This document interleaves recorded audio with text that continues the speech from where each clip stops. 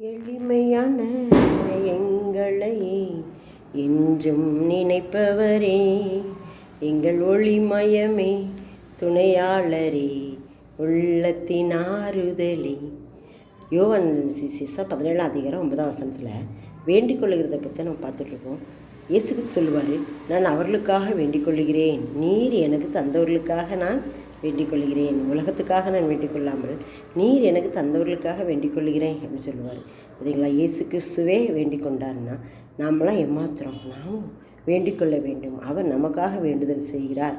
நம்முடைய பாவங்களை நீக்குவதற்காக, நம்முடைய சந்ததிகளை ஆசீர்வதிப்பதற்காக நமக்காக பரிந்து பேசி வேண்டுதல் செய்து கொண்டிருக்கிறார். நாமும் கூட அவருடைய அடிச்சுவடுகளின் வழியில் நடக்கிற நாமும் கூட நாம் மற்றவர்களுக்காக ஜெபிக்க கற்றுக்கொள்ள வேண்டும்.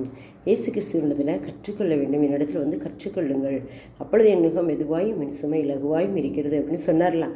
ஆனால் நாம் அவரிடத்தில் போய் கற்றுக்கணும். அவர் எப்படி ஜெபித்தார், அவர் எப்படி ஆத்மாக்களுக்காக ஜெபித்தார், அவர் எப்படி மற்றவங்களுக்காக ஜெபித்தார், அவர் எப்படி மற்றவங்களுக்காக நன்மை செய்தார், அதை நினைத்து நாமும் வேண்டிக் கொள்ள வேண்டும்.